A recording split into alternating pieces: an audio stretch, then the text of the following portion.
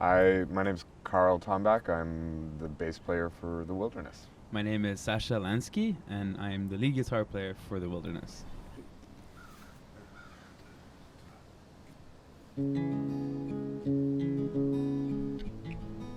Quarantine started for us in an interesting time because we had just finished recording an album with Rob Baker at the Bathhouse Studio, and so we were on quite a high.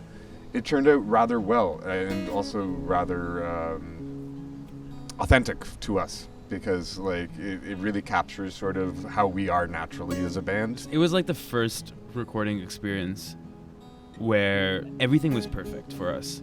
Everything felt so good. And then suddenly we're like, oh, well, okay, we're still doing this thing, but like we need to change our plans for the next couple months because we can't go on tour anymore.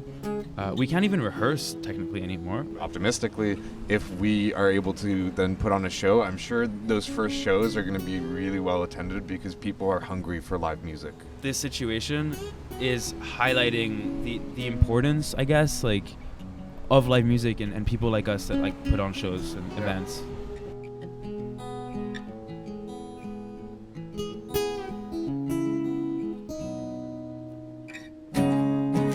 There's a lot of people who were probably not doing so well mentally with lots of negative news coming out, having to be in isolation and so not being able to socialize with other people.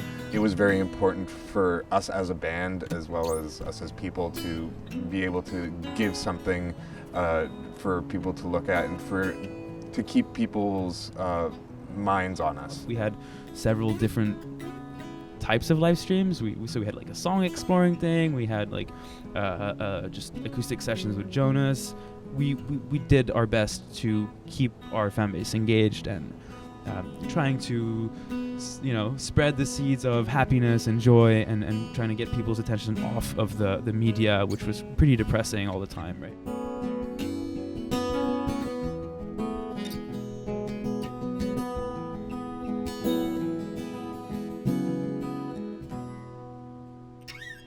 One of the projects that we sort of worked on was a music video for a single called If I Have to Die. And it was, back when it looked kind of like Iran and the US were about to go to war and everybody was sort of talking about a potential World War III, then Jonas sort of put together the song that had the sentiment of it looks like the world is falling apart and like everything seems really terrible if you look at the news and look at the media, but at the same time I'm happy that I'm here with you in my home. In the end then, we made the music video and we were ready to release it, and then on top of all this COVID stuff that happened, the George Floyd incident occurred.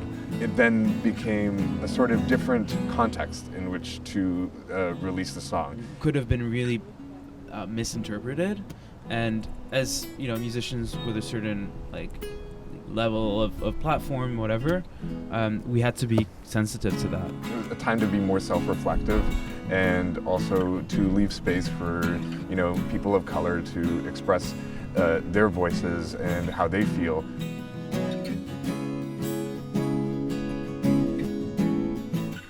Hang on.